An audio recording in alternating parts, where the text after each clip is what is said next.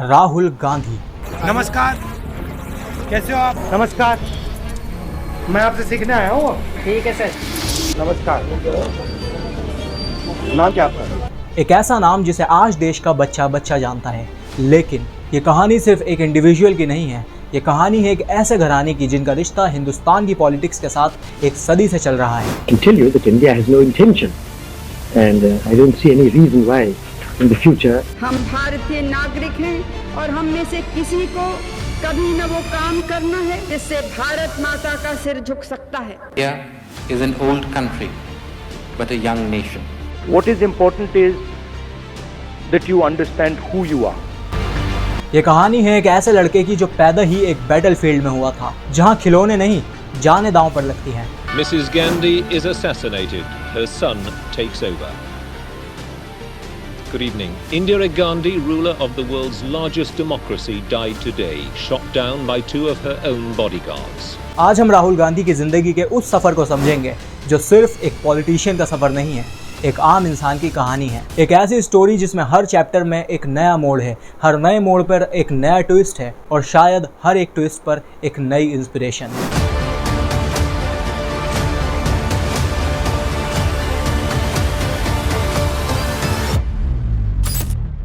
इस कहानी का सिलसिला शुरू होता है 19 जून 1970। दिल्ली के हॉस्पिटल में एक लड़के का जन्म होता है जिसका नाम रखा जाता है राहुल गांधी।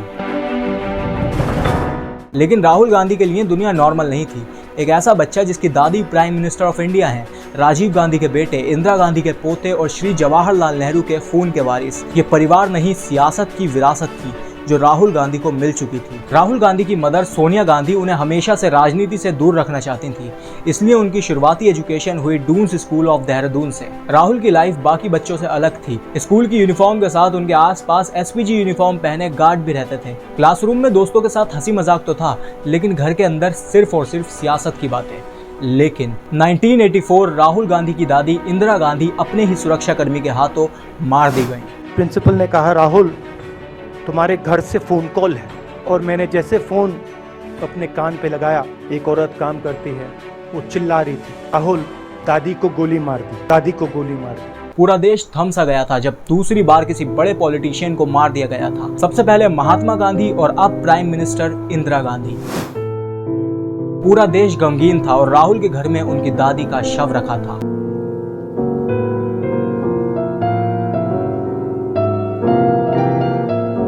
उस दिन राहुल को समझ आया राजनीति का असल मतलब है जिसमें अपने ही दुश्मन बन जाते हैं। इंदिरा गांधी की डेथ के बाद सबके मन में सिर्फ एक ही सवाल था कि देश का अगला प्रधानमंत्री कौन बनेगा। लेकिन 1984 इंदिरा गांधी की डेथ के बाद सिख और हिंदुओं के दंगे शुरू हो गए, लाखों लोगों का जेनोसाइड हुआ और अचानक से अनाउंस होता है कि देश के अगले प्रधानमंत्री इंदिरा गांधी के बेटे राजीव गांधी बनेंगे। देश भर में पोस्टर लगे कि अब इंडिया बदलने वाला है। और इस वक्त Rahul Gandhi colon university of America से अपनी ग्रेजुएशन कंप्लीट कर रहे थे। लेकिन राहुल गांधी अब भी इस बात से अनजान थे कि सियासत के इस खेल में हर कदम पर साजिशें होती हैं। 1991 21 साल के राहुल गांधी यूएसए में एक कंसल्टेंट फर्म में इंटर्नशिप कर रहे थे, लेकिन राहुल गांधी के नाम से नहीं, अपना नाम बदलकर राहुल विंसी के नाम से। और पैरेलल में इनके फादर राजीव गांधी इलेक्शन के लिए रैलीज निकाल रहे थे। और एक दिन तमिलनाडु की जमीन पर एक रैली के दौरान सेल्फ सैक्रिफाइस बॉम्ब ब्लास्ट होता है। सिर्फ एक पल और लोगों के शरीर के टुकड़े टुकड़े हो चुके थे और इसमें राजीव गांधी की भी डेथ हो जाती है। और एक बार फिर से गांधी परिवार के घर में एक प्राइम मिनिस्टर ऑफ इंडिया का शव रखा था। और शायद ये कोट सच हो रहा था कि कुर्सी पर बैठने का मतलब सिर्फ पावर नहीं है, एक तलवार अपने सर पर लटका लेना है। 6-7 साल बाद मैं अमेरिका में था और फिर से टेलीफोन आया। पिता के एक दोस्त थे, उन्होंने मुझे फोन किया और कहा, राहुल बुरी खबर है। मैंने उनसे कहा, मैं जानता हूँ पापा मर गए। कहते हैं हाँ। मैंने कहा धन्यवाद, फोन रख दिया। राजीव गांधी के बाद सारी जिम्मेदारी सोनिया गांधी पर थी और सोनिया गांधी ने शादी से पहले ये शर्त रखी थी कि वो पॉलिटिक्स से दूर ही रहेंगी। राहुल इस हादसे के बाद वापस यूएसए जाकर अपनी कंसल्टेंट फर्म में जॉब कंटिन्यू करते हैं, लेकिन सोनिया गांधी ने फ्रंट से कांग्रेस पार्टी को लीड करा। साल 1999 भारत के मंच पर एक नई पार्टी सत्ता में आती है और पीएम बनते हैं अटल बिहारी वाजपेयी। इनकी ये करंट गवर्नमेंट गठबंधन की सरकार थी और कांग्रेस जिसने देश को आजादी से पहले से लीड करा था, अब वो कमजोर पड़ रही थी। कांग्रेस के डाउनफॉल को देखकर सोनिया गांधी ने राहुल गांधी को कॉल करके वापस इंडिया बुलाया। राहुल गांधी वापस इंडिया भी आते हैं। सोनिया गांधी उनसे कहती हैं, क्या तुम अपने बड़ों की लेगेसी को कंटिन्यू कर पाओगे? राहुल गांधी इसके जवाब में कहते हैं, I will do my best. 2004 के इलेक्शन, राहुल गांधी को अमेठी की सीट से चुनाव लड़वाए और ये वो सीट थी जिससे राजीव गांधी और इंदिरा गांधी भी लड़े थे। राहुल की स्पीचेस में डर था, लेकिन एक नए लीडर की पहचान भी छुपी थी। कई लोग तो सिर्फ इसलिए राहुल गांधी को देखने आ रहे थे कि वो देख सकें कि राजीव गांधी का बेटा दिखता कैसा है।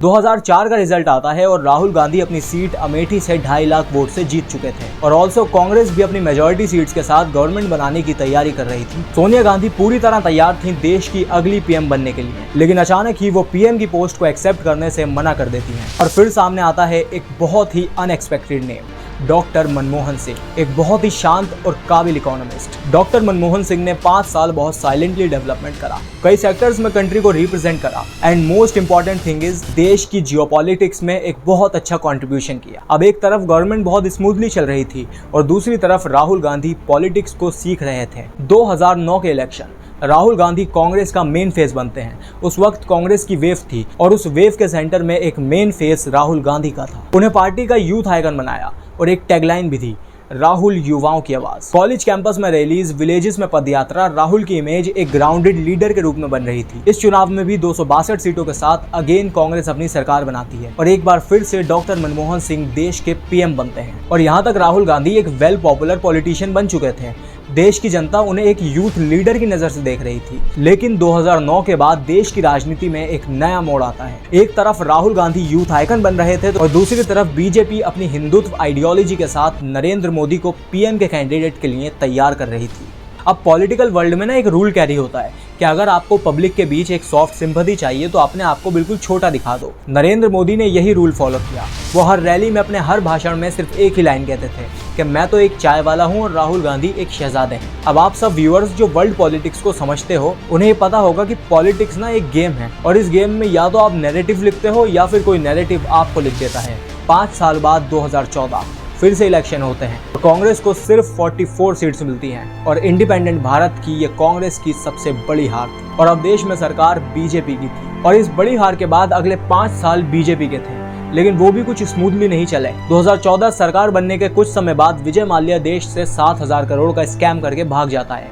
इस पर मैंने एक डिटेल वीडियो बना रखी है। लेकिन अब रूलिंग पार्टी टारगेट करती है ओपोजिशन के एक मेन फेस राहुल गांधी की इमेज पर। टीवी डिबेट्स में उन्हें ट्रोल करा गया, व्हाट्सएप पर उनके मीम्स बने, ट्विटर पर हर दिन एक हैशटैग ट्रेंड कर रहा था और राहुल गांधी की इमेज एक इमैच्योर ना समझ पॉलिटिशियन की बन चुकी थी, क्योंकि जितने रिसोर्सेज बीजेपी के पास थे कि पूरा एक आईटी सेल बना हुआ था जो दिन रात सोशल मीडिया पर राहुल गांधी को ट्रोल करने का काम कर रहा था। अगर कोई बात नरेंद्र मोदी भी गलत बोलते हैं तो मीडिया और आईटी सेल उस क्लिप को कट कर उसमें भी राहुल गांधी को डिफेम करती थी। और 2016 के बाद जब इंडिया में इंटरनेट रैपिडली ग्रो हुआ तो लोगों के पास सोशल मीडिया का एक्सेस आया और इसके बाद ये प्रोपेगेंडा और तेजी से फैला। पूरा बीजेपी आईटी सेल इनकी इमेज गिराने में लगा था। अब ये सब जो चीजें हो रही थी, इसके साथ साथ कांग्रेस का बहुत बड़ा डाउनफॉल भी हो रहा था। सबसे पहले इनकी सरकार दिल्ली से जाती है, फिर महाराष्ट्र से भी इनको बहुत बड़ी हार मिलती है और पंजाब में भी ये सिर्फ 18 सीट जीतते हैं और वहां से भी इनकी सरकार चली जाती है। पूरे देश में कांग्रेस का बहुत बुरा हाल था, कोई इन्हें सीरियस नहीं ले रहा था और राहुल गांधी जैसे वेल एजुकेटेड पॉलिटिशियन को भी लोग पप्पू समझ रहे थे। राहुल गांधी का कॉन्फिडेंस ड्रास्टिकली डाउन हो रहा था और पार्लियामेंट में उनकी स्पीचेस में उनका डर और लो कॉन्फिडेंस भी दिखता था।